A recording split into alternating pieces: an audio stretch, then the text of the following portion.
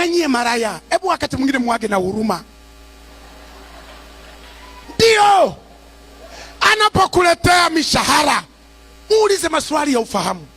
Umeniletea zote hizi, mimi ni jambazi, mimi ni mwizi, mimi nakula mali ya mtu ambaye sijahudumia.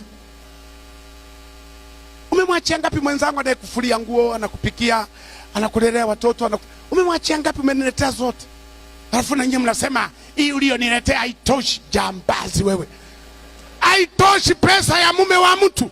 Baba, hivi hata akili ya kuzaliwa tu umepotea. Tuache Roho Mtakatifu hawezi kuishi na wewe ulivyo mchafu, lakini hata akili ya kuzaliwa haikusaidii kwamba huyu mama tulitoka naye mbali. Haikusaidii kwamba huyu mama umbo lake limeharibika kwa sababu ya mimi kumzalisha watoto asubuhi na jioni. Mitoto yangu imemunyonya. Wakati unamuoa huyo mama ilikuwa inasoma saa 6. Mitoto yako imemunyonya. Sasa hivi ni saa 12 tu.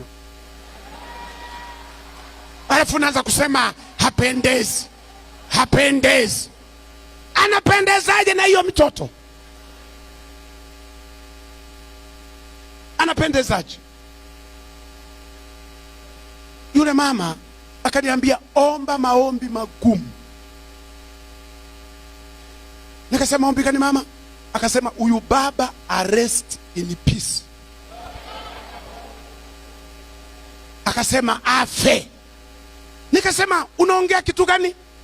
Akasema wachungaji walisema mpaka kifo kitakapowatenga. Lakini nikimwangalia sio wakufa kesho, bado ana afya kamili. Akajiuliza, nitaishije na mateso haya? Kuna watu wanateseka. Kuna wamama wanateseka kimya kimya. Tena wengine wamama wanaoteseka ni wake za watumishi, wake za wachungaji. Wengi wanateseka, hawawezi kusema kokote, anaogopa kumharibia mume wake huduma yake. Mama yuko mwanaumia, anasema nikitoa siri za mume wangu wamefukuza kanisani.